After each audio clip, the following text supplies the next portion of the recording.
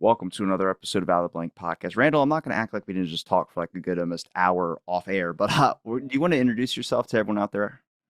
Sure, my name is Randall Windle, and for the last 3 years, I've been writing a book about the JFK assassination, context of the times, and the fact that 61 years later almost, we're still talking about it. And I think it's very important that people learn as much as they can. It's great to see someone under the age of 60 that's also interested into the JFK assassination, but how'd you get started?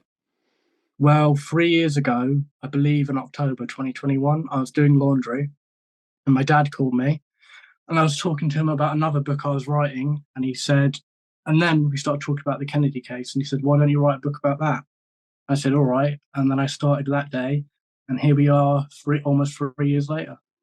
Now, you've probably were aware at the time of the Kennedy assassination, it being probably one of the mother of all conspiracy theories. But did you ever think that when you started looking into the case that you would be uncovering so much, like names, things that are connected to this? There's a guy who owned an ice cream shop who knew a brother who was also related to JFK. There's always those weird things. I had an idea that it would be all consuming, but I didn't know that it would be as consuming as it was. And you're right, half of the game is names related to this, but you need like almost a diagram to connect everyone, and just in terms of who knows who. Never mind what they did. Where did you start when you came to your research? Well, I started with reading the Warren, primarily the Warren Report. Mostly it's exhibits and hearings, and then the HSCA stuff, the Church Committee, the Clark Panel, the Lopez Report, if I remember correctly, what it's called. I treated those and any contemporary video footage I can find and interviews at the source in '63, and from there I spread out to rereading books I'd read in the past where the authors gave their opinion, but I treated that as that's secondary. What really matters is all the information as is, if that makes sense. Now, when it comes to the Warren report, I'm guessing you mean the volumes as well too. Yeah, Did you have red flags at any time going through it, or did it just seem like it kind of made sense? aspects of it made sense. What didn't make sense of it, and I think everyone can agree with this, was how it treated Oswald, particularly in Mexico City. That treatment of it was very kind of just not glossed over, but almost like, well, we know now they were relying on incomplete information. So that was the big thing. I think their coverage of Oswald as a personality and his early life is useful, although I think it tilts a little in one direction. It gives a good indication of what his writings and all that kind of stuff in the Soviet Union, although even that time they were working with incomplete information as well. So I think it's good. I think if anyone's looking to get into the case, you should read it because as well there's so much. The exhibits and volumes alone are important just because it gives a catalog of everything, even though it didn't have an index. Now, where exactly does your book cover? Obviously, we just talked about how you got started into it and looking at different investigations, but how do you analyze the JFK? I could never even imagine putting all this into a book because there's so much about the case where it's like, where do you want to focus? The Texas School Book Depository can be its own 26 volumes. Well, I treated it, obviously you have to keep people interested, you have to structure a book in a certain way even if it's non-fiction. So I treated it as, well, JFK's death is important, but why is it important? To know it's important, you have to know his life. So I devoted time to his life, to Lee Harvey Oswald's life, to Jack Ruby's life, and where they intersect with the case in chronological order we go into. So it goes JFK from his birth up to when he's going to Texas, and then we switch to Lee Harvey Oswald. And then as we go through his life, we go through the Walker of it all, the Walker case, the attempted shooting of General Walker. And then we're in November 22nd, so we cover the Kennedy shooting. Then we cover the Tippit stuff. And then Jack Ruby comes into it. And then we deal in the last chapters with the investigations, their flaws, their positives, all the information that's come out once you've had that context, if that makes sense. Now, when we talk about Oswald's life, maybe you can give me a breakdown of some of the things you learned about who Oswald was, because obviously there comes up to the two Oswald theory. I don't necessarily buy it, but I think Oswald has a lot of different personalities, and it's hard to find out who he was. I think a lot of people are still questioning if he even went to Mexico City or not, just because there's so Mm. much of back and forth. Was he there? Was he not there? Different memos and documentation. Sure. So if we start at his early life, I think it's very clear that he was. No one can say he was a normal person. He clearly had troubles relating to his mum. He liked his brother Robert. I believe he idolized him to a certain extent. His half brother, not so much. They weren't really in each other's lives after a certain point.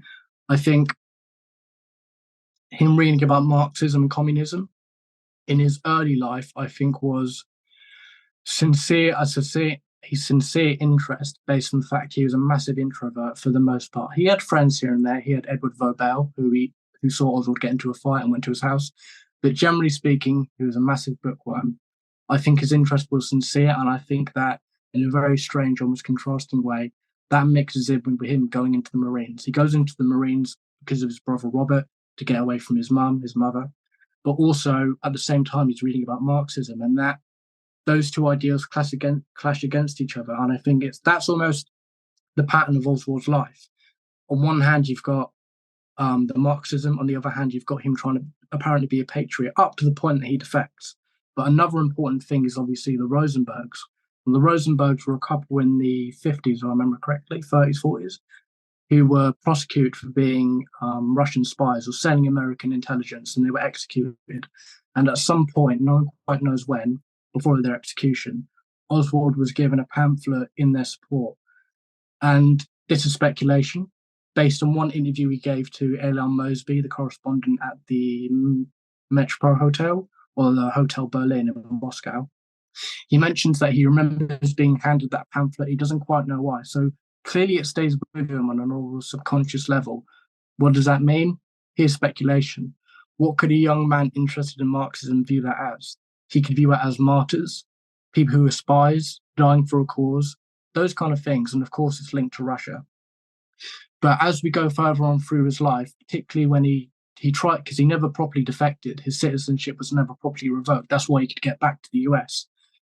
The question then becomes, based on his experience with the U-2 spy plane, his time was at Sugi Air Base, and I believe he was also in Tokyo. Then it becomes a question of how much of this is a true defector, how much of it is someone who wants to be seen as a defector for whatever reason. We also have the aspect of his ONI, Office of Naval Intelligence file, and overall CIA 201 personality file. That has its own journey. That I believe that was being used, not to jump ahead, as a dangle for Soviet, so that Jim Angleton of the CIA could ascertain if they had a Soviet mole. So I believe Oswald, on an administrative level, was being used to fish out a Soviet mole. Whether he knew it or not, that's the question. I think is somewhat difficult to answer. Now, so you do believe there was an intelligence connection with Oswald. I think the 201 files reveal a lot of interesting footprints onto him, but obviously certain people, depending on where you side in the case, don't want to look at Oswald as being a dangler or anything related to any intelligence agency. No, they don't. I understand why. Because if you're making an argument for A, you can't make an argument for B. So you almost have to pick a side. And the frustrating thing about Oswald is, as we said earlier, he's a walking contradiction in certain respects. His personal behavior and writings, it doesn't tell you either way if he knew. Like there's the notion that he may have been. I don't believe he was working directly for the Soviets. I don't believe that. There's the possibility that he may have thought he was working for the Soviets, or there's the idea that he was a double agent for the Americans. Possibly, there are people who said that after he left and defected, that there was no real investigation of his relation to the U-2 plane, but there was a superficial kind of look around, ask people, but not really. If that's true, what does that mean?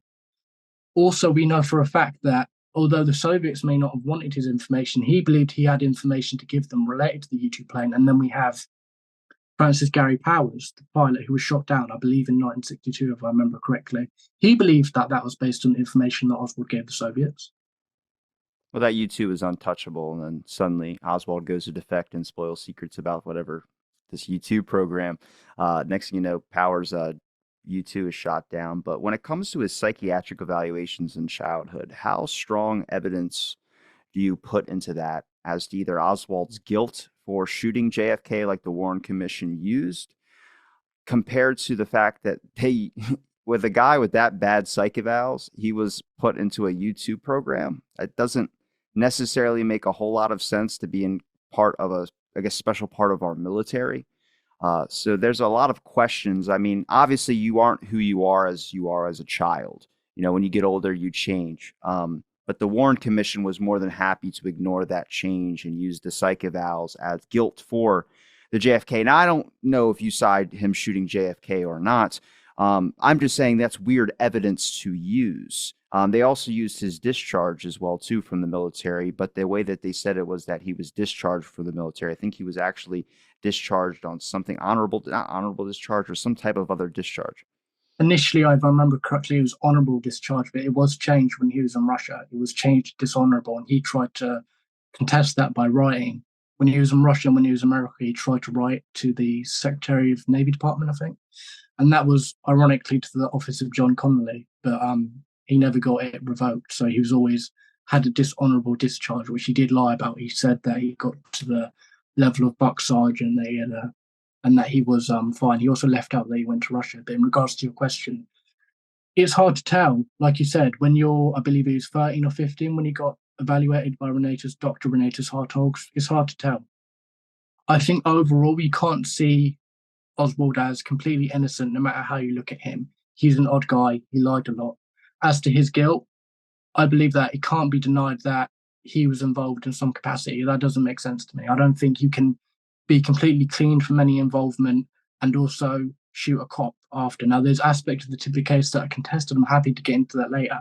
But I don't believe the notion that Oswald was a saint in any regard. Now, when it comes to his defection, do you believe that was an actual defection, or do you believe that was some type of intelligence thing? And what do you think the purpose was for that? Because it's a weird scenario that starts to happen. This kid has, I mean, it would make a lot of sense. A kid has communist views. He goes to another country that he has learned a lot about through research and probably propaganda. And then he realized it's not like what he thought it was, and he realized he wants to come home. But throughout that, he never really truly left the American side of him while he was over there, which makes it very strange, especially if you're this guy who communist hates his country, and is kind of painted with the red paint of communism, as much as like he's been depicted in multiple investigations.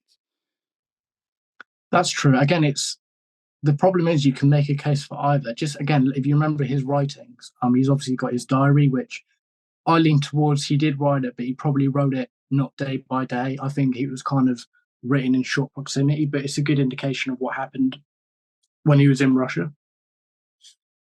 I think that, I mean, we have the aspect of Marina. At some point, he met his wife, Marina Prosakova, that he met at a trade union dance in March of 1961, I believe, or 60, I think it's 61. She thought he was a spy initially because she saw him writing stuff down. He didn't want her to see what it was.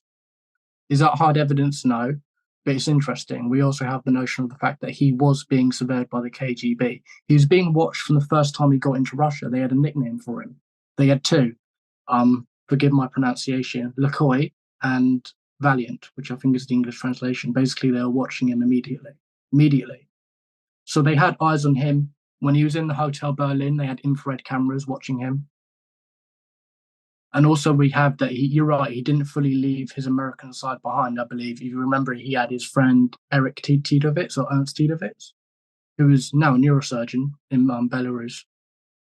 He said that one time they went to an event and that there were some Americans there and that Oswald spoke to them and that Titovitz eavesdropped. And he said that Oswald communicated that he felt like he was alienated in this society, this, that, and the other, and that he wanted to go home. And he did go home, but the ease of how he went back and forth to Russia in general, it's easy to see that in a suspicious way. Because it is either there was some administrative greasing of the wheels, or he's the luckiest man in the world in the Cold War. You know? He goes, he comes back. He got a loan to come back as well. He got about $435. But as well, like Marina's friends said that they believe she was KGB. Now, I don't believe that necessarily true. She was kicked out of a local communist party for even being married to Oswald. But her uncle works for the MVD. So there is a military connection in that sense. I know that was a concern for the FBI on Oswald's return. It's where, I mean, I don't know where you stand on this. I do believe Oswald was an informant, based on the Quigley. I guess it was, what's his name? Rack was the guy's name, but Quigley talked about it in an interview with the HSCA and also John Fain. They just classify. Sorry, are you referring to? I don't mean to jump ahead. Are you talking about his initial debriefings by the FBI? Are you talking about when he was arrested in New Orleans and The New 6 Orleans one is an also good contact point when what's his name Quigley was Quigley? brought And there. he asked for FBI. I don't know. I haven't been able to find if he asked for him specifically, but he did. He did ask to be interviewed by an FBI agent or to And meet he an didn't FBI. ask for a specific agent. Quigley states in his testimony that he just apparently he was called by New Orleans Police Department. I forgot the lieutenant's name. Lieutenant Martello. Yeah, and he was just called. They didn't know what agent was going to be sent down there. Quigley showed up, and then when they were talking to him, they just asked him, "Was it at any point Oswald an FBI informant?" Because it's apparently procedure of the FBI that they take notes on something and they destroy their notes after a draft or whatever was made. That's in his Warren Commission testimony. He said it's just procedure to do that. But then when he was asked about Oswald being an FBI informant, he states that, well, I have many different variations of what an informant is. And he's like, did you ever pay Oswald for information? Well, we didn't pay him necessarily. So you can draw the line. Is that how he got out of the New Orleans, fight issue? He just released. I don't know, but I can tell you what has been kind of verifiably investigated, and that is the HSCA's work, finding out that Oswald's uncle, Muret, was associated with Carlos Marcello. And it's in his testimony to the HSCA that explains that a mutual friend of Duran and Carlos Marcello had pulled a connection to get Oswald released from jail in New Orleans. So there's two kind of ways there. Sure. I mean, the Dirts and his aunt Lillian as well. I think he lived with his aunt and uncle when he went to New Orleans after he was married to Marina. The thing is, we're jumping around a lot on the timeline, but you're right. That is odd. I think it's thin in terms of evidence. It's interesting. I'm not saying it's not anything, but it's thin in the overall picture of Oswald's life. Now, we can keep talking about the New Orleans of it all. Which aspect would you want to talk about right now? We could talk about the handing out for pamphlets if you want, or if you want to talk about the mob associates. It's up to you. Your book, dude. The pamphlets are frustrating. Now, I have my thoughts. I'd like to hear your opinion because it's good to speak to a fellow researcher who is on this level of the. What do you think about the Fair Play for Cuba Committee activities he was doing? I don't know. It's strange because it's a lot different than his personality you come across when he's working at the Texas School Book Depository, and then a lot of things you see associated with him, like with like a 14-year-old boy walking around and just kind of, it's a different personality. By the way, that 14-year-old boy is famous, and we've all seen him. He's in Star Wars. Just giving you a heads up. Who is it? William Hootkins, the guy who plays does the famous Hootkin scream, is the X-Fighter pilot that gets exploded after a minute of screen time. He's a famous extra. He's in Batman and all that. Wow. Wow, that's what we really need to investigate. His mom did the interview when they were, because he was too young at the time. He was like 14 or 15. So the FBI just interviewed his mother. He was Ruth Payne's only student. Am I right in assuming that he was among the people that Oswald was handing out, but in front of the trademark on Canal Street? Oh, no. He wasn't with Oswald, like doing that. He went to like apparently a barber shop. Apparently there was a speculation that he was at a barber shop hanging out with a 14-year-old boy. He literally just hung out with, like, near Ruth Payne's house and stuff like that, was seen walking around town, but he was not part of the Fair Play for Cuba committee. None of that. Well, this is the thing about it. No one was, as far as we know, no one was apart from Oswald, and he tried to hide that. He tried to, and his WDSU radio interview with Bill Stuckey and Carlos Bringuer as well, who he got into a fight with. He did try to hide the fact that he was the only member of that chapter. Now, I do say I think we need to give everyone some more context about what we're talking about, because we know the specifics. We need to explain what we're talking about, because this is almost inside baseball talk. Well, when it comes to the Fair Play for Cuba committee, where do you stand on it? My opinion is doesn't seem like Oswald to me. I think it probably might have been some type of sheep dipping thing. But honestly, that would be my own speculation. I could just tell you from what I've read through documentation, it just seems way out of character for the person that I think the Warren Commission and the HSCA have kind of come to a conclusion on. Well, this is the problem about, like you said earlier, the character of Oswald is difficult to pin down, because he's back and forth about this and that. He wants to go to Russia, he wants to leave, but when he's in Dallas, he wants to go back. He wants to send Marina back without him. his whole thing about Mexico City, which we'll get to. I mean, that's we can get to that right now if you want. That whole thing is just, it's very difficult to pin down. But I think the sheep dipping aspect, that perspective on it would be that initially, before he was, the Fair Play for Cuba Committee was a legitimate organization based out of New York that supported Cuba, and also was in a way advocating for communism. Lee Harvey Oswald started his own chapter in New Orleans with tacit, not even tacit approval of the chairman V.T. Lee. Kind of, he wrote letters to him, and he corresponded with him, but it wasn't really official, but he pretended it was. So on that side, he's pro-Castro. He's handing out leaflets in New Orleans. No one's taking an interest. The reason why it could be seen as him playing both sides is that before he started handing out leaflets, he spoke to anti-Castro Cuban named Carlos Bringuer. He went to his shop. There was an army surplus store, and he went there and he said, "I want to help you on fight Castro," that kind of thing. And he left a Marine handbook about guerrilla warfare. So from Bringuer's perspective, oh, he's with us. He's a bit weird, but he's against Castro. Okay, didn't think of anything of it. And then on August 9th or 10th in 63, he sees him on Canal Street handing out pro-Castro things. And that starts a commotion that everyone agrees Oswald meant for that to start a fight. He was telling Carlos, hit me. If you want to hit me, hit me. He wanted to be punched up. He wanted it to be a spectacle. He wanted there to be cameras, that kind of thing. So he very much wanted there to be media stir about that incident, which then led to him being interviewed in the local jail by the FBI agent who we previously mentioned, named John Quigley. You're kind of skipping Cicelo, whatever, Hernandez. He was the guy who originally saw Oswald with the Fidel placard across his neck, and he went to Carlos Bringuer's store. Well, he's the one that brought Carlos Bringuer to Oswald. So, I mean, if you're using the point of like Oswald was standing there waiting for Carlos to see him, he would have to known that Hernandez was going to go by and then go to Carlos's store and let him know. No, it could have well been that he knew that he would draw attention, and when he saw Carlos, he's handing out Fair Play for Cuba committees in a place where there's no chapter. That's going to cause attention anywhere you go. Well, exactly. So it can't have been on accident, but it could have been when he saw Carlos, he thought, oh, he's here, I can use this. It could have been spontaneous.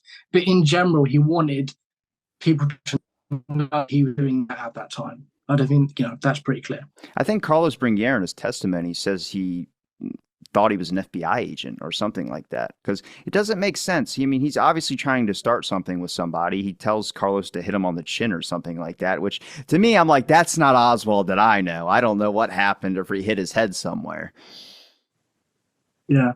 Well, initially, Carlos or Bringuer thought that he was an infiltrator. He had an off feeling at the start, which is probably why he didn't go all in on siding with Oswald. But for those who don't know, there was a debate on the 16th. There were two. Oswald went on the radio to advocate for the Fair Play for Cuba Committee.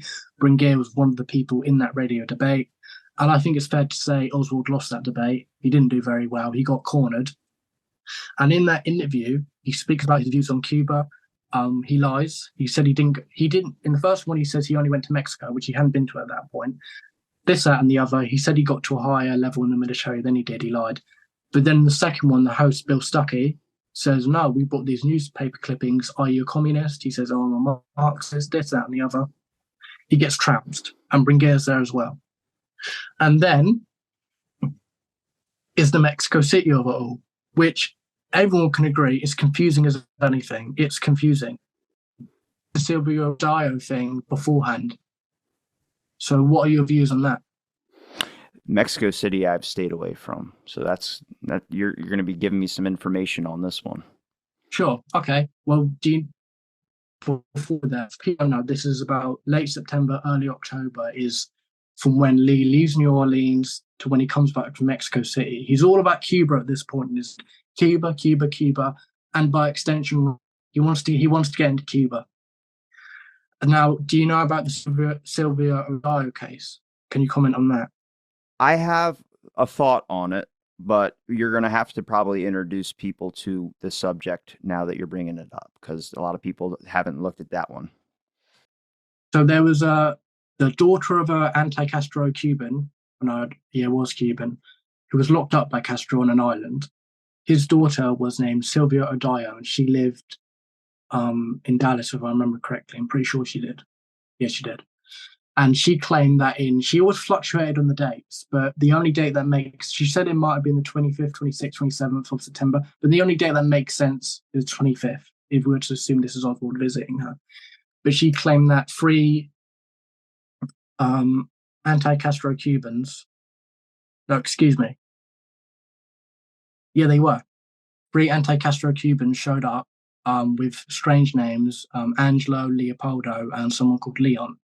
That they talked about how, they want to join her cause, that kind of thing. They leave.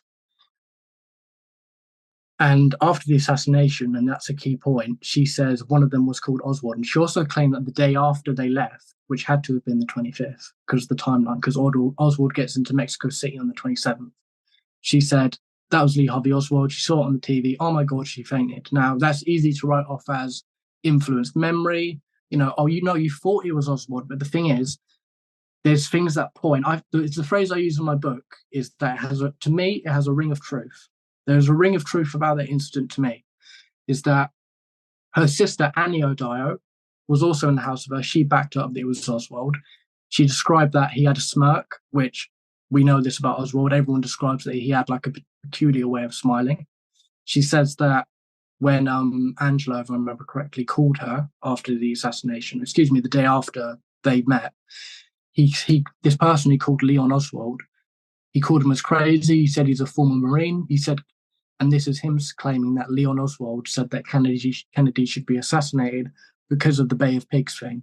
And he said he's loco, he's crazy. So taking that to be true, and it's very specific to make up, doesn't seem like she's lying, is that this man, she meets these strange people. One of them speaks Spanish, and she claims that this person calls her up after and describes the one called Leon Oswald, who happens to look like Oswald, and says that he's crazy, he's a former Marine, and that he's got beef about the Bay of Pigs. That fits Oswald. We know from his radio interview and debate that he wasn't a fan of the Bay of Pigs. No one was.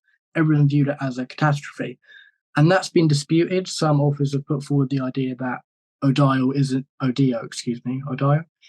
that she isn't necessarily credible because of her psychiatric history. In my mind, is there elements, she was seeing a therapist, but that doesn't mean she was, not lucid. In my mind, that has been taken somewhat to overkill. Even there's a very famous author on JFK who is very pro lone shooter, pro Oswald did it alone, named Vincent Bugliosi. He also tried the Manson murders. He's a very famous prosecutor. And even he, as a great skeptic as he was, said that the Odio incident probably happened. It probably did. Now, he says it doesn't necessarily connect to the assassination, but he said there's too many specifics that line up for it not to have happened. It's more probable than improbable. Why do you think the Warren Commission would try and write that off? I think it's more that, they talk about in internal memorandums that it certainly causes a problem. In fact, they only found out about it closer than publishing their initial report in September of 1964. So it was a problem. I don't know their motivations. I can understand from either perspective why they wouldn't want it out.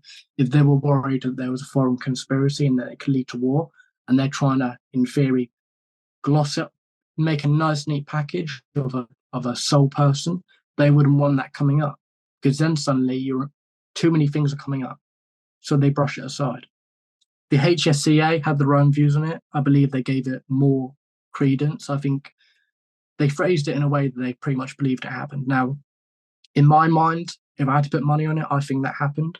I'm not saying it necessarily means things that you may think it means, but I think it happened. I think Oswald because he couldn't drive, he had to have been driven there for it to have happened. So assuming it happened, that's the only feasible way, because on the 27th of September, he gets to Mexico City. There's a lot that the Warren Commission kind of focused on and then chose to neglect. This certain instance is one, but what do you think about the names of Oswald being used? Obviously, there's multiple sightings of Oswald, from the Bogart incident where he's trying to sell a rifle for a car.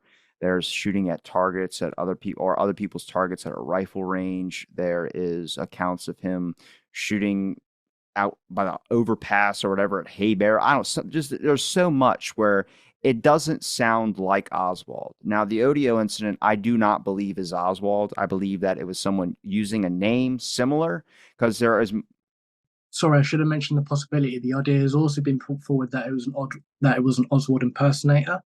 I understand why people would say that, and there's also the notion of the imposter in Mexico City. We'll get to that, but in my mind, if it were to have happened, I believe it more likely to have been the real Lee Harvey Oswald. That's just my opinion. But sorry, you were saying, yeah, the notion has been put forward that people using Oswald's name and this and that. In my mind, when I was writing my book, that's too murky. It's too difficult to pin down. It's certainly interesting. It's certainly a point. There are reports, but it's almost like trying to catch smoke through your hands. It's not. You can't really get a grasp on it. So I chose to very much focus on the Oswald we know as much as we can know him, and focus on him because that's the best chance we have of understanding everything. You know. Well, if you believe it was him at the Odio thing, do you believe that there was an association with Jack Ruby that wasn't necessarily completely tuned out? There's obviously rumor and speculation that was part of the investigation of the Warren Commission and HSCA that there would be a possible connection with Jack Ruby. Now, do I think that they came up with any sufficient evidence besides a couple of accounts? No, I mean, you can look at all the carousel girls that all talked about that Leon Oswald or Lee Harvey Oswald was never in that club. It came from the master of ceremonies, Bill DeMar, or the other guy, I forgot what his name is, Larry Crawford or whatever, which was another person that looked similar to Oswald, had a suspicious background a little bit that worked for Ruby. But I haven't found any associations. Then you get the weird account of them having a homosexual relationship, which I do not believe. But if you believe that Oswald was doing the gun running or working with the Cubans on some aspects of things, you have to start to wonder, is there mob connections? Is there gun running based on certain influences of the mob? Because then look at Louis McWillie, who's in Santos Traficante's, with Santos Traficante in Castro's jail in Cuba. And he talked about that Ruby visited him, but the Warren Commission said no, he didn't, and just completely neglected that side of the story. So there's weird things there where there's 3 different people that confirm that it was Ruby visiting Havana. They found out later in the church committee Ruby did visit Havana. But what did Ruby state to them? You know, just visiting the sites. I forgot something stupid where I was like, come on now. The HSCA thought it was interesting and suspicious, but there is a question for you, which is the relationship between Oswald and Ruby. Do you believe that they had one? Do you believe that at any point Oswald was involved in things? Obviously, he was involved in a lot, but was he over his head at some point? When it came to certain areas like the Odio incident, the gun running involved with Cubans, something of that sort? Well, that's a very good question. It's a very important one because, again, it's a fucking long question. That's what it was. I know. Look, that's what we want. We want the detail. Just in case people watching this don't know somehow, Jack Ruby was the man who killed Lee Harvey Oswald 2 days after Kennedy was killed in the basement of Dallas Police Headquarters. That's who he was. There's footage of it, etc. I've even seen people try to claim it wasn't him, which is ridiculous. It was. Jack Ruby shot Oswald. All right, so we mentioned this on email, but do you want to know why that is? Why people believe that? Why people believe that it's not Ruby? Mental illness. That's what I can chalk it up to. That's a main factor. Dude, I've come across too many witness clips that I've been making about the reporters that were involved in the Dallas police basement, and a lot of them state that they could not identify it was Ruby until the police said it was Ruby. That's where that stems from. Now, there is photos where you go, that's 100% Ruby. But there's just a lot of things where if you're basing on reporting, the news broadcasting that's going on there, the fact that when they did arrest Ruby, they did have his face covered and they rushed him into the Dallas. There's a lot of weird things. I believe it was Ruby 100%. There's no question in my mind. But that's where defining these and talking about these theories, you have to look, when you look at the evidence, you really have to kind of explain like how we're doing, because of the fact that it will open up the door for someone to say the driver did it or Jackie did it or whoever. And it gets annoying after a while. It does get annoying, and you have to, I might have been too flippant in my response there, but sometimes a spade is a spade. He said he did it. He talked about how he got there, etc., etc. It's his gun. It's a 38 caliber Colt Cobra. He did it. Ruby shot Oswald. There's really no discussion to be had. And I think the problem is when you want to talk about the real issues, stuff like that just needlessly confuses it. And I think it should be kind of swept away promptly, in my view. But as to your question of whether or not there was a connection between Ruby and Oswald, I agree with you. I haven't found anything that indicates that. I've looked. There's no indication that we know about that they knew each other. I don't think Oswald was gay. He married to a woman. Marina talked about their marital problems, etc. There's no indication that he was gay.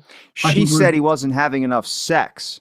So you can't use that as a thing for him not being gay. That could add more weight to the discussion. I'm just yeah, I suppose, but I think he was partly just.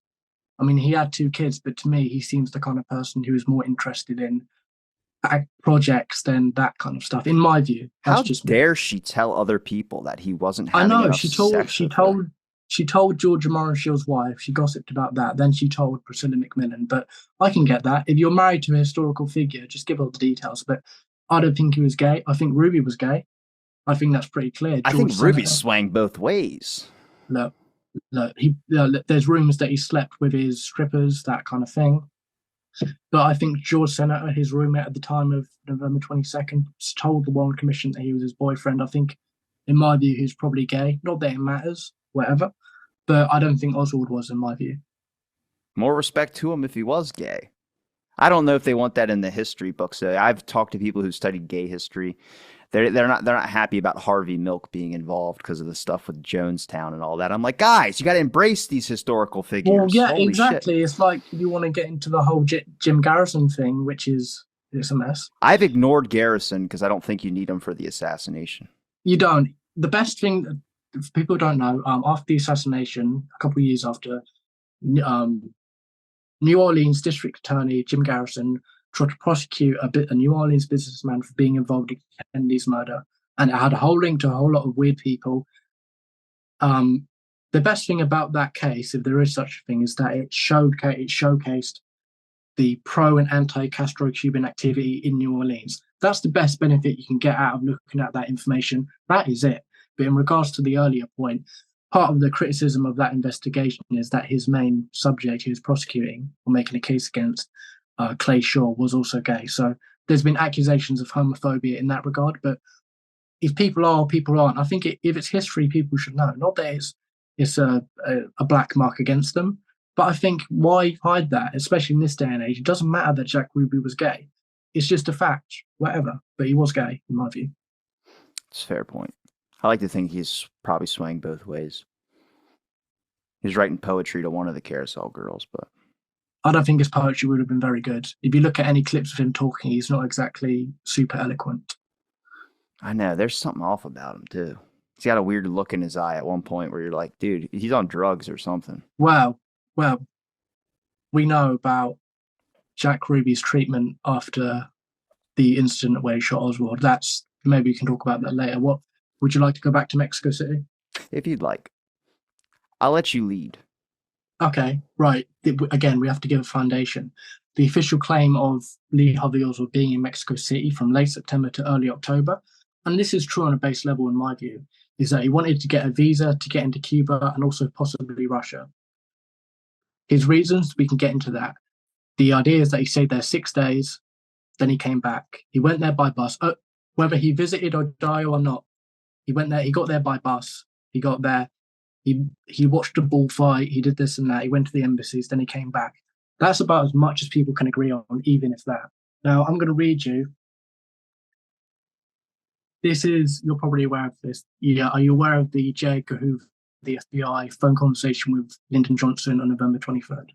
Is on the 23rd. Is that the one where he asked about the number of shots fired at him and he said, yep, there were 3 shots all fired at JFK, and LBJ asked if any were fired at him and he said no? No, that's part of this conversation, I think, but this is a separate thing. So I'm going to read this out now so people know. This is J. Edgar Hoover talking to Lyndon Johnson. Only the transcript is available. The audio is gone, even from the LBJ library. This is Hoover talking, quote, "We have up here the tape and the photograph of the man who was at the Soviet embassy using Oswald's name. That picture and the tape do not correspond to this man's voice nor to his appearance."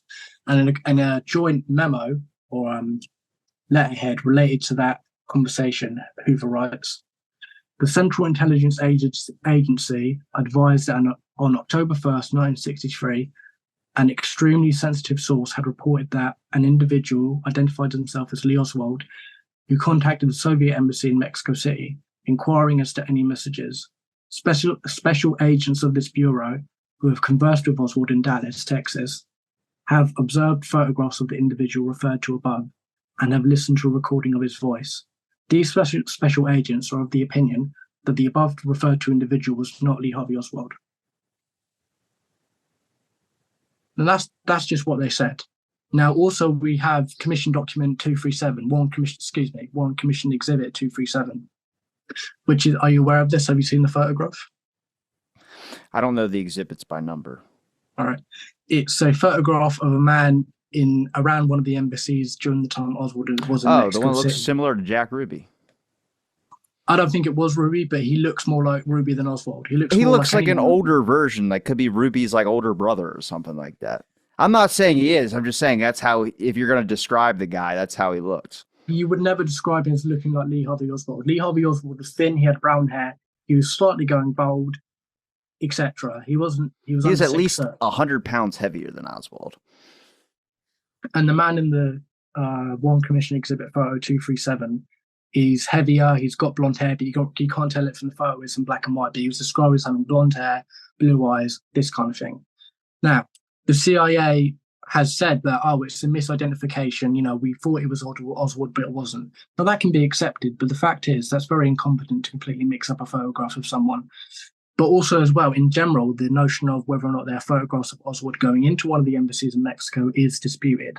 The lingual program, if I remember correctly, installed on the 27th of September 1963 in Mexico City, or the 28th, so around the time Oswald was there. It's a pulse camera, and it was said that, it stopped working, so there are no photos of him. Odd, incompetent, yeah. But also there are claims by Winston Scott, who, if I remember correctly, used to be head of the CIA or was a high officer of the CIA, who said, no, I've seen the photographs, they exist. But then you have Richard Helms years later on saying, no, there are no more photographs. Sorry, is the audio bad now? Could you hear me? I can still hear you. All right, yeah. Someone lawnmowing out there? No, it's someone on a motorbike. But Richard Helms said, no, there are no photographs. So whether or not there are photographs of Oswald going into the embassy, either the Cuban embassy or the Soviet embassy, there are no photographs that we know of to this day. Now, also, it's been recovered that initial reports from Mexico City only mentioned Oswald at the Soviet embassy, not at the Cuban embassy. But they knew who was at the Cuban embassy. They knew this, but they didn't report it directly after the assassination for whatever reason. Now, also at the Cuban embassy, Oswald spoke to a lady named Sylvia Duran. Are you aware of the Jebril thing that happened there? Yeah, Duran. Yeah, what do you think about Duran? Again, you're asking opinions on things that I don't consider these viable to the case. I mean, unless you're trying to, I guess for me, when it comes to evidence, I really try and stick with the base layers to get people interested into it. So incidents like the Duran, the Odio incident, even Louis McWillie, which I know a good bit about, even Jolly West, which I love talking about. We'll get to Jolly West. That gets so much into like the very minute, specific things of research, where at this point now, there's people that don't know who Lee Harvey Oswald is. And that's we're probably the two youngest ones, besides maybe one other and two other people involved in the JFK community. It's going to end up dying, the whole subject matter in general. And then it's just going to be left to sound bites, clips, and pieces. So if you want to explain a little bit about the Duran incident and what you were able to uncover, whatever you were able to do, we can. But a lot of this stuff is this is going to be stuff for the listening audience that already knows about this. So unless you want to provide a lot of context. Sure. I'll provide context, then we can move on to the big pieces if you like for the case. But I do think it matters. I think it is important because it gives overall context of Oswald's life. And there are people who say that the HSCA, the House Select Committee on Assassinations, believe there to have potentially been an imposter also with Oswald in Mexico City. There's back and forth stuff about that, but essentially a lady at the consulate named Sylvia Duran said Oswald came in, he asked a visa, she wouldn't give it to him, long story short. Then she said, you need a photograph. He went to get a photograph, came back. Then he went to the Soviet embassy and came back and said they okayed it. They didn't. He lied. And then an official named Askew at some point came out, said, no, we can't. And he made him leave. And Oswald was very angry. Everyone said he was angry. There are accounts of him also almost crying, saying, no, I need to get to Cuba. I need to get to Cuba. I need to get to Cuba. So it is very much on his mind. But there's also the thing of some people describe someone else who isn't Oswald coming in and saying and signing stuff. But also you have Duran saying, no, Oswald signed stuff in my presence. So in my view, the notion that Oswald was not in Mexico City, no, I think he was. It makes more sense that he was than he wasn't. Whether or not he had someone with him, that's more difficult to tell. But he had Sylvia Duran's number in his phone book, in his address book when they went through stuff in Dallas.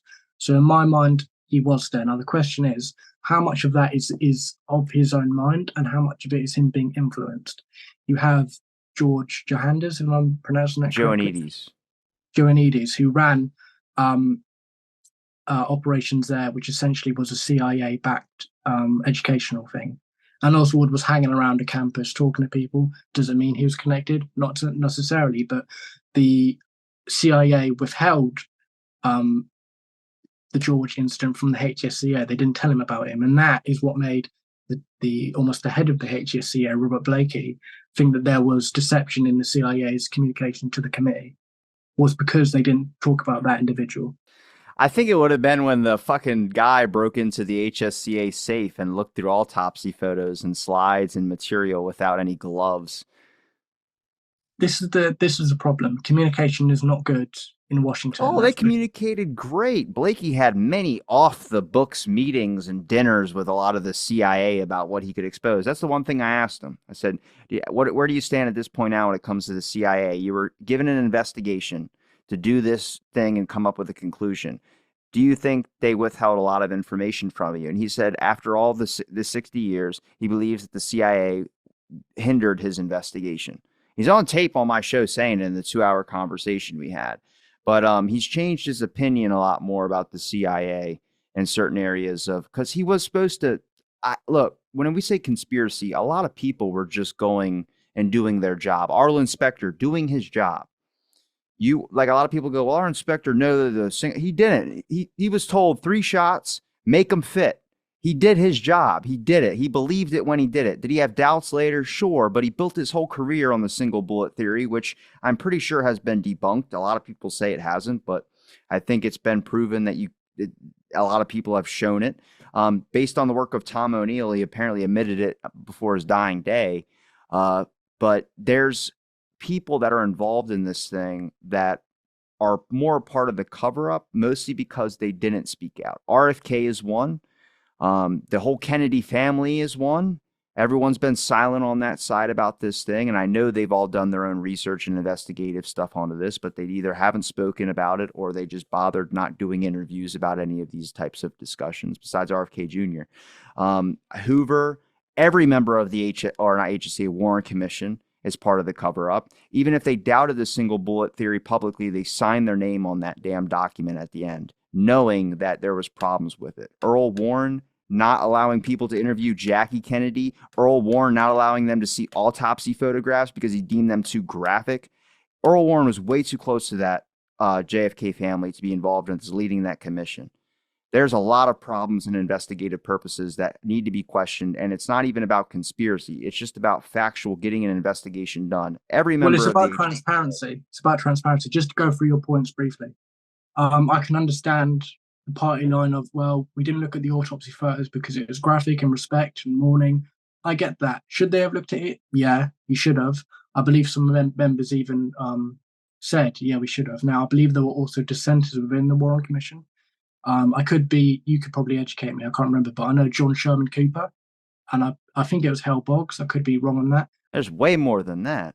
Well, they wanted that on the record, but they disagreed with the bullet theory, and they disagreed. So did John McCloy, the guy who defended the Warren Commission. That's what I'm thinking of. Well, no, John Sherman Cooper did. So did John McCloy. So did Hale Boggs. So did Richard Russell. Richard Russell's on tape when LBJ told him that he was going to be a part of the Warren Commission. Richard Russell said, I don't want to be a part of that. And he says, well, you're goddamn going to serve. That's on video or audio tape. Though, I understand the perspective of, well, look, we've got to sign off on this because, if the communists are involved, the world is going to blow up. So you can understand, no matter what perspective, you can understand the pressure just to get it done, get it out there. Let's calm the public. We don't want to be nuked. I do, but I don't excuse them for doing that. No.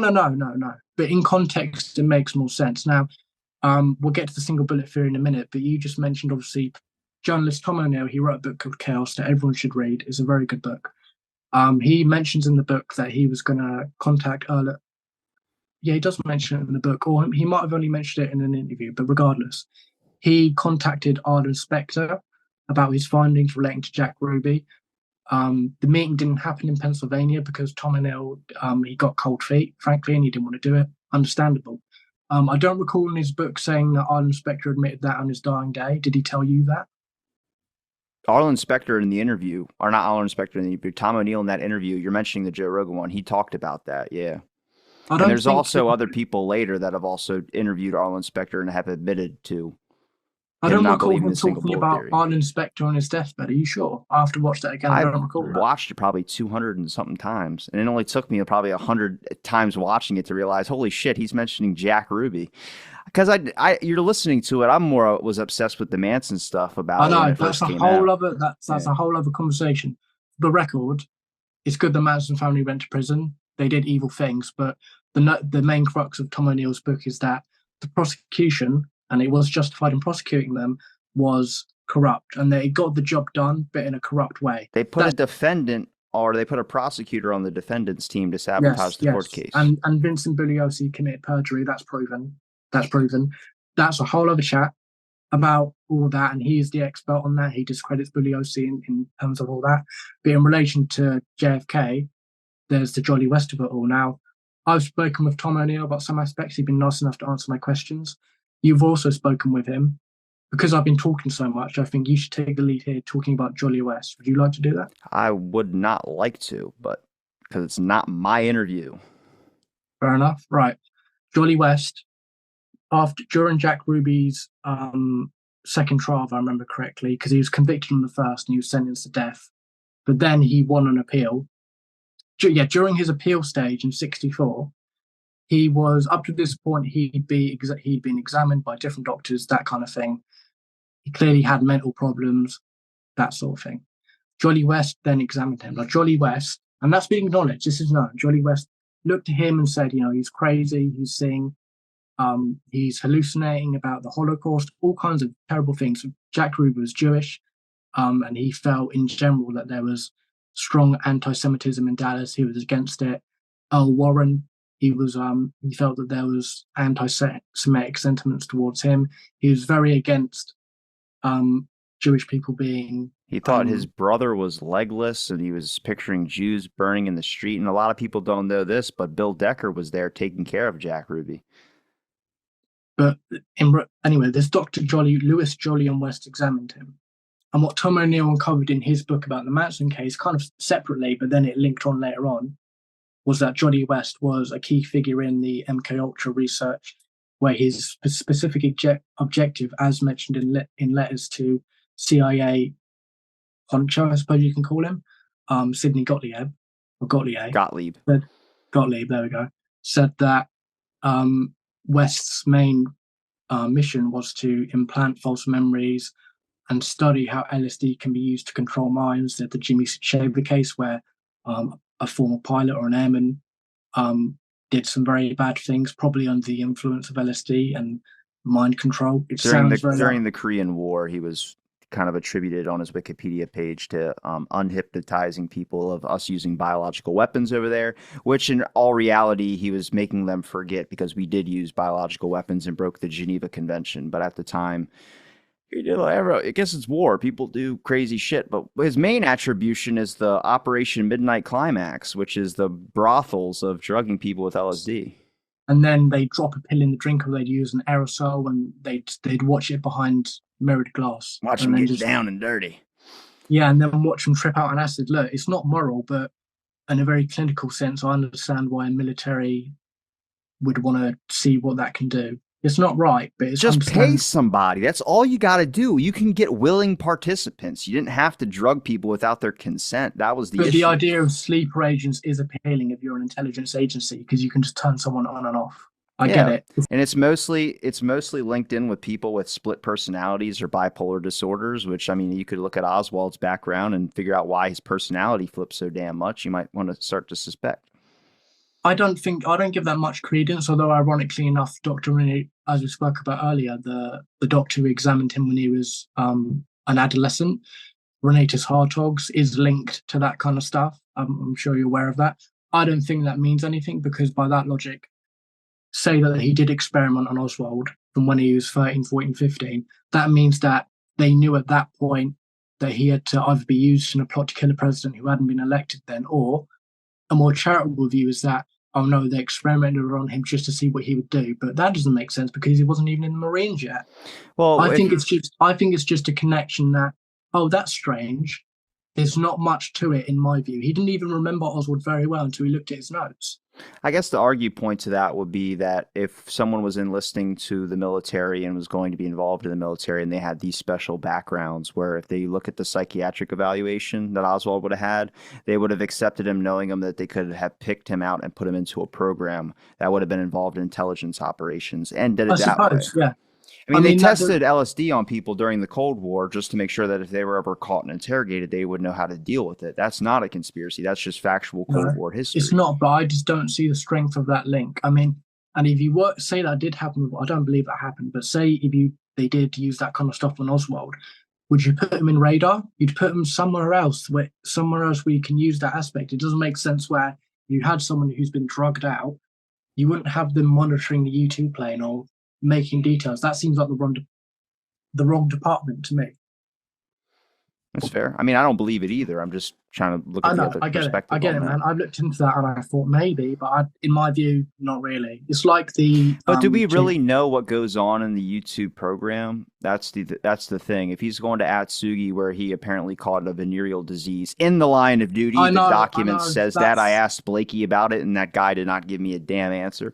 But yeah, I mean, that's more funny to me. That's just amusing. But well, that's just more like during the Vietnam War, why there was an issue with people getting STDs, a lot of military people, because they were just going around swimming around with the local tail. That's probably what Oswald ended up doing. He got into a bar and got drunk one night and probably got a venereal disease. The argument by Jim Mars, who I think he found that, if I remember correctly, or for Jim Mars, he's passed away.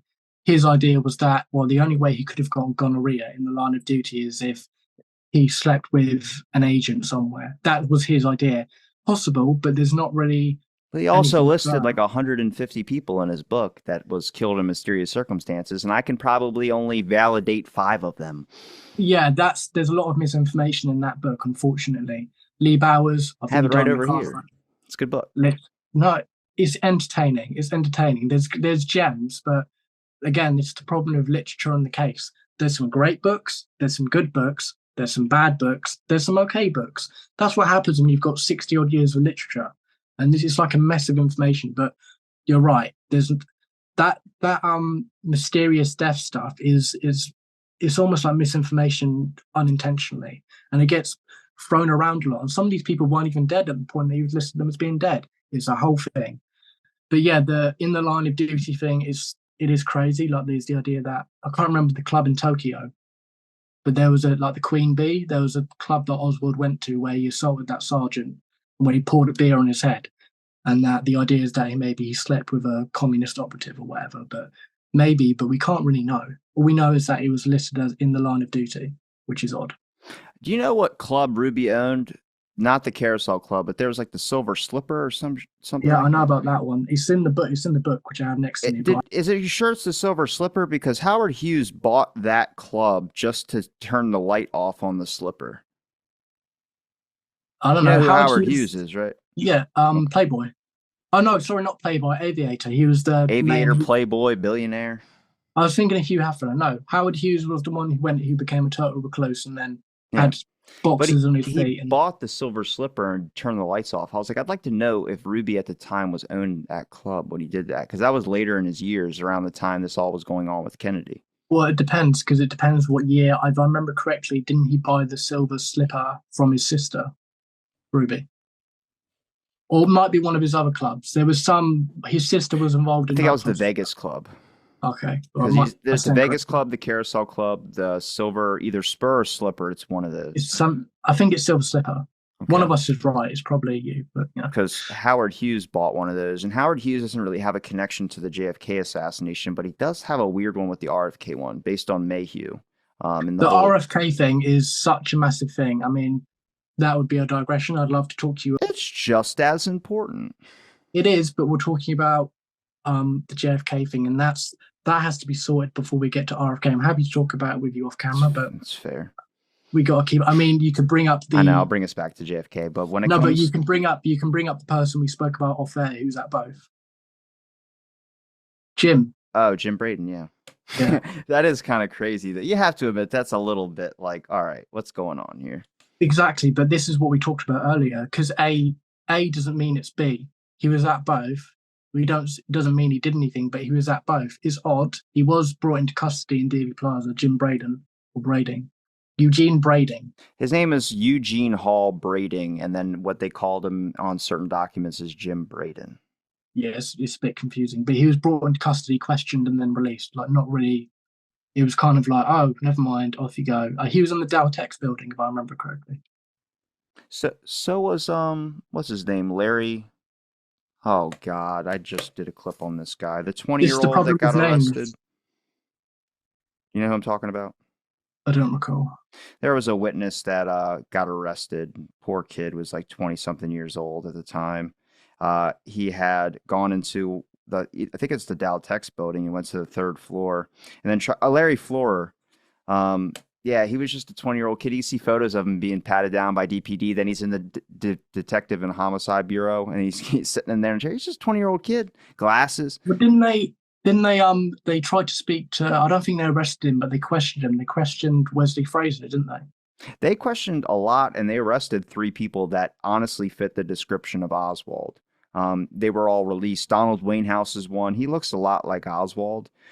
He was arrested before Oswald was arrested, then released when Oswald was found out to be arrested. But they chased someone into when J.D. Tippett, the officer, was shot. They chased someone around the time he was shot, they chased someone into a library. They did that too, but that's not Donald Wainhouse. No, all right. The library one is Nick McDonald's account. There was a teenager in there that was causing a problem, and they thought that must have been before they got Lee in the Texas theater. Yeah, because immediately after they figure out that it wasn't him, Nick McDonald went to the Texas theater, and he was told not to go. He was told to stand down when he asked his dispatch officer, but he was on a ride along with somebody, a new recruit. And then he ended up saying, I'm not just going to sit around and do nothing. And he went to the Texas theater. Now, Nick McDonald's account for me is a little bit, I don't know. Just because I don't know how he got that fucking cut on his face. He said it's from the gun.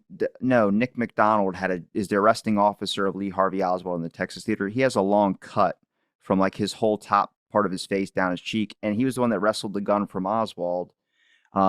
I think he might have got it when he fell into the seats, but I don't believe him. I think it was a scuffle. I think it was a big scuffle. We know that when the officers were approaching either side of the aisles, we know Lee stood up, he took his gun out and he tried to shoot him, but obviously the webbing of his pistol was caught in Officer McDonald's between his thumb. That's what I don't fucking believe. No, I don't believe that makes sense to me, man. It makes sense. No, it don't. No, it doesn't. Look at his physique. He's not super cop, dude. You're picturing like a Terminator style person. There's no way I would. No, he's a heavy guy. He was Officer McDonald. He's a heavy kind of stocky guy. Then he couldn't stop the punch to his face that Oswald allegedly gave him, but then based on different accounts, he never punched him in the face. Everything happens very quickly. Lee stands up. That's the least bit of evidence, dude. That's the least bit. No, Lee gets his gun out. He tries to shoot him. He only tries to shoot McDonald from what I've read and in the interviews. He puts the gun in McDonald's stomach. Click.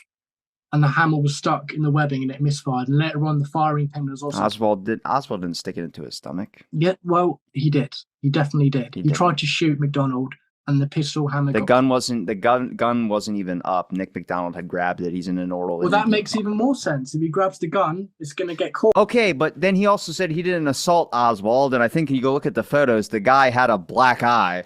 They punched him up. Why would you do that and then immediately be screaming out of the theater, police brutality? You look like you're nuts. Because he wants to play the media straight away. Right. He wants to play the media. That's a fair point. What about the guy arrested in the balcony? There was another one. Yeah, but I think that could quite easily be misremembrance of events because whoever was in the balcony, Lee wasn't in the balcony. He was sat at whatever row he was in the Texas theater in the main bit. You also believe this statement from the police officer that said Oswald had a shotgun on his person when he was in the theater? No, he didn't. No shit, he didn't. But there's a video recording of one of the officers saying he had a shotgun. Well, that's the problem about reporting, is that initially they claimed that the Manica Carcana was a Mauser. Now that to me is very simple. If you had two of them, unless you're very obsessive about the case, if you had a Manica Carcano and a Mauser across the room and you looked at them, they're easily misidentified. They're very similar looking guns. You see why it's fascinating to research it now. You start It getting is, into it. but it'd Yeah. be like, oh, and then it was reported in a few places. It was also put out in the newspapers that it was a Mauser, that kind of thing. So that's where that came from. But he definitely didn't have a shotgun. No way. People would have seen him. Julia Poster would have seen him with a shotgun. You're right. It's silly. I do have the clip of that though. It is I think I posted on Greg Parker's last time he was on. It's in the comments section. There is a interview I found by Helmer Rainberg. There is one of the police officers mentioning that he had a shotgun on his person. Now we talked about Jolly West and Jack Ruby, but the real problem with, and it can't really be resolved in my view. You can't say they gave him LSD. You can assume and connect the lines, but the only document that we have on it is that he did give him a flu shot. Jolly West did, for walking pneumonia. Now you can say there's something in the flu shot, but the document states flu shot for walking pneumonia. That is it. There's nothing else to that. No, I meant in regards to when Ruby shot Oswald, is the whole Western Union debacle of the MoneyGram and getting into the police station. What are your views on that? For people who don't know, at 11:17, Jack Ruby had to send money to one of his strippers. He had to send a MoneyGram at the Western Union office, which is very close to police headquarters. He sent it at 11:17, and then at 11:21, he shot Oswald precisely because he walked down the ramp. He got in. The police knew him. He kind of got in the line, and as Lee was brought out to the armored truck, he shoots him at 11:21, which is within 5 minutes. I mean, it could be possible he did actually wire money to Karen Carlin, who needed the money. She said she needed the money, but then when she was asked why, she said her rent was due. And the guy asked her, was your landlord pressuring you for rent? She goes, no. And there was no fucking follow-up with that. Why wouldn't you follow up with it? Why do you need the money? Well, regardless of, who knows, maybe she's doing whatever. She needed the money, but Well, for someone that wants to be fact-based, you can't speculate like that. You're assuming now. we know, well, whatever she was up to, we know Ruby sent the 25. Oh, no, I believe he sent money, but also, I mean, when he sent money, he got into the Dallas police headquarters. Now, the thing is, was it a spur of decision to shoot Oswald? He could have shot him at any moment. He was at Henry Wade's press conference. Exactly, that's the problem. That's the problem. The real issue with that situation is the fact that the Dallas police were friends and associates of Jack Ruby, and that's probably how he got into the headquarters. Yeah, they just let him in. Like, he didn't even go past that many people. The HSCA quibbled with, was there someone at the door? Was he let in through a back door? But Jim Lavelle said that when he talked to Ruby, that when Ruby walked down the ramp to get in, he didn't go through a door. He went down the ramp into the basement because he recognized someone who was driving a truck out of that area at that time, and that he only could have known that. Ruby could only have known that face in that truck if he was by the ramp at that time, pretty much. So in my view, he definitely went through down the ramp. The HSCA concluded it was unclear whether or not someone helped him down the ramp, but he went down the ramp, definitely. That's how he got in. He went down, turned to the right. He was kind of huddled around, and then Lee's brought out and Lee shoots him. Now, we know that Jack Ruby was lingering around Dallas Police Headquarters pretty much from November 22nd because he's also at Parkland Hospital, definitely. All right, there we go. There's the conspiracy side. We know he was at Parkland Hospital. That can't really dispute it. The Warren Commission tried to gloss over that, but he was there. He was. It hasn't been 100% proven, but I do believe Seth Cantor. I think it was Seth Cantor. White House correspondent, but guess who they accepted over Seth Cantor? They accepted a stripper's testimony. In my view, it makes sense he was at Parkland because sure, they spoke, they had a conversation. It makes sense that Ruby was at Parkland. I'd go to I'm Parkland. with you. Meatloaf was there, the famous singer. I know. That's what's fucking nuts, dude. Everyone was there, so it makes sense that Ruby was there. That's all we can say as a fact. To say anything else is speculation, but we know he was there. He was definitely at Parkland. So that's that. But the timing issue of 11:17 to 11:21, that is just what it is. Now, spur of the moment makes more sense because, as well, the transfer of Oswald was delayed. It was originally meant to be on the 23rd. And on the 23rd, as it came out during Ruby's trial, he was talking on a payphone and then going to the county jail, lingering around that bit when they kind of expected Lee to go there, but he wasn't. It was a day late that he went there.